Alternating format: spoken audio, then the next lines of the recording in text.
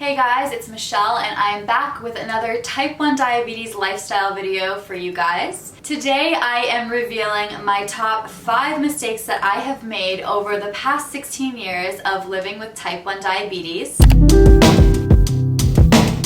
Some of these mistakes are pretty common among us living with type 1 diabetes, but I do have to warn you, some of these are very cringeworthy. However, I wanted to share them with you regardless because I truly believe that there's no such thing as a perfect diabetic. We can really try as hard as we want and we will still make mistakes every now and then. Maybe you will be able to relate to some of my mistakes because you've made them as well, or even better, you will learn from my mistakes and not make the same mistakes that I made. After this video, I would love to hear from you guys in the comment section, so let me know if you've ever made any of the same mistakes as me, or tell me about the worst diabetes mistakes you've ever made. And if you want to see another similar video like this where I talk about bad diabetes habits, then make sure to give this video a thumbs up so that I know you're interested in seeing that. Now let's get started. Okay, so let's start with the top 5 diabetes mistakes I've made over the past 16 years. These are just some things that popped into my mind. I'm sure there's been other things that have been a lot worse than these, but this is just what came to mind when I thought about it.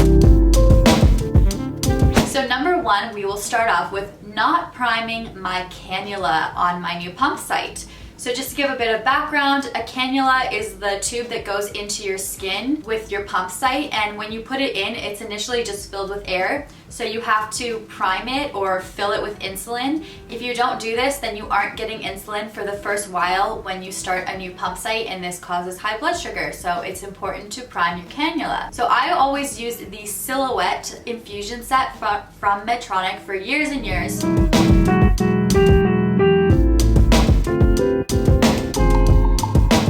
And then I switched to the Medtronic Mio site to reduce the amount of scarring that I got from my pump site.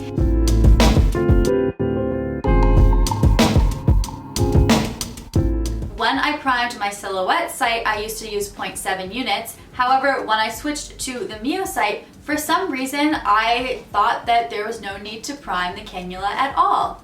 I know, right? It makes absolutely no sense at all. Yet for 1 month, I did not prime my cannula when I started the Mio pump sites.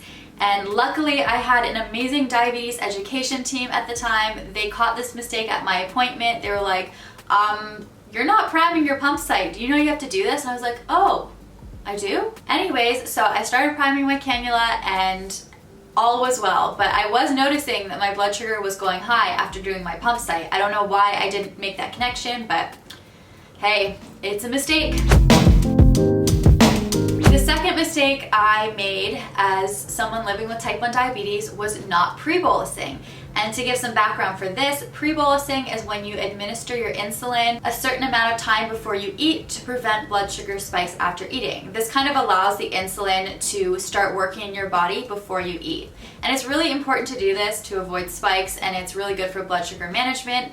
So when I first got diagnosed with type 1 diabetes, I was on injections, and I'm talking like old school syringes, NPH and Humalog. And at the time, I was always taught to give my insulin 15 minutes before I ate and then eat. So give myself that pre-bolusing time. So I did this when I was on syringes, and then I started the pump a few years later. And for some reason, when I started the pump, I just completely forgot about pre-bolusing. So I would eat my meal and I would bolus as I was eating, and it always led to a blood sugar spike, and it just was not good for my overall diabetes management. I just completely forgot that pre-bolusing was a thing. And it honestly wasn't until a few years ago that I started really focusing on pre-bolusing again, and I have to say it has really improved my overall diabetes management. So definitely, if you aren't pre-bolusing, start pre-bolusing because it makes a huge difference with blood sugar spikes after meals. Number 3, my absolute worst mistake. This one's actually cringeworthy. Get ready for this. So this one is giving insulin before I check my blood sugar with my glucometer to make the reading on my glucometer better. Yes, I did that. This was a teenage Michelle mistake that I did. So this happened when I first started the insulin pump, and I wasn't on a continuous glucose monitor. So I couldn't always see what my blood sugar was. I only checked it by finger poking with my glucometer. So sometimes if I felt like my blood sugar was high and I knew I had to check soon for a meal, I would give some insulin on my insulin pump, about maybe like half hour or an hour before I checked, so that the number that appeared on my glucometer was nice and in range for when I wrote it down in my logbook. Because back then I wrote all my blood sugars down and I had a little logbook that I took to my endocrinologist. So I just wanted a nice number in my logbook, essentially, and it was really just instant gratification on paper. However, this was super counteractive because essentially I was running really high during the day, and then right before I checked, I'd bring my blood sugar down so that the number would be good. So my diabetes education team wasn't able to make the right adjustments for me. It just didn't make any sense, and luckily I didn't do this for too long. This was like a very brief period in my teenage years, but it was pretty detrimental, and I'm really glad I got out of that habit, because faking blood sugars is definitely like not a good way of taking care of yourself. You're only fooling yourself. Number 4 is not having a ketone meter, and I'm not talking about the urine strips, I'm actually talking about the blood ketone meter. So having the urine strips for ketones is good, and I mean it does help to an extent, but it's only measuring the general concentration of ketones that you're excreting from your body. So the ketones that were once in your body. You're not getting a real-time reading of the ketones that are in your body as you're checking. So it's definitely not as accurate. So if you've seen my DKA story, I'm gonna put it up here for you guys to check it out. But when I was in DKA, I had just the urine strips, so it didn't really give me that accurate of a reading. And I mean, my DKA had nothing to do with the urine strips. It's just that after I got released from the hospital, the first thing I did was buy a ketone meter that tested my blood, because after being in DKA, I wanted the most accurate reading for my ketones. I didn't want just a general guess if I had ketones or not. I wanted a very accurate number. I got the Freestyle Precision Beta Ketone Test Strips. I think it goes with any Freestyle meter. This gives you an actual number of ketones, and then there's general guidelines online for what levels of ketones are safe and what levels are high, and when you should go into the hospital, when you might be in DKA. I'm gonna put my favorite resource down below so you guys can have that general guideline. But pretty much anytime now that I have any symptoms of having ketones, I will test my ketones in my blood with the strips that I have, the ketone test strips, and I just feel so much more at ease knowing that I know exactly how many ketones I have in my bloodstream, and if I need to worry about being in DKA or if I need to go to the hospital. That is a big mistake, because I didn't have ketone blood test strips until 2018, and I've had type 1 since 2002. So the 5th and final mistake I've made is actually more of a bad habit, I would say, because this is an ongoing mistake that I still struggle with. And that is underestimating carb counts when I'm out to avoid going low.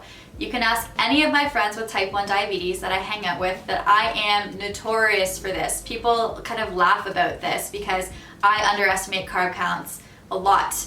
And I'm working on it. I think I'm getting better. It's a work in progress for sure, but I'm someone that's always had a lot of fear and anxiety about hypoglycemia. It just really scares me being low when I'm not home and when I'm not around like family members or my husband.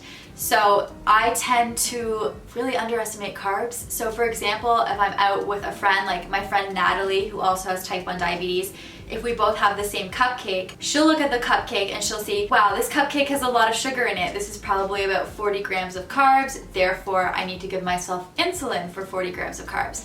I would look at the cupcake and I think, this looks like it has a lot of carbs in it, but I don't want to go low. So I'm going to pretend that it's 25 grams of carbs and give myself insulin for 25. And guess what happens? This often backfires and I end up going high. And then I see my friends having a nice stable line after because they were realistic about the carb counts. It doesn't make any sense to not bolus the full amount. It's really out of fear. But I find actually hanging out with my type 1 friends has really helped this because I see them bolusing the full amount. It motivates me to also bolus the full amount and not be so scared about going low. So like I said, that last one was more of a bad habit. So if you want to see more of my bad habits with type 1 diabetes, I'd be happy to make a video on that. Just let me know by giving this video a thumbs up so that I know that there's enough people interested. I hope you guys enjoyed this video and that you could relate to it. Once again, like I said, let me know in the comments down below if you've ever made any of these mistakes, and I will see you guys next time. Bye!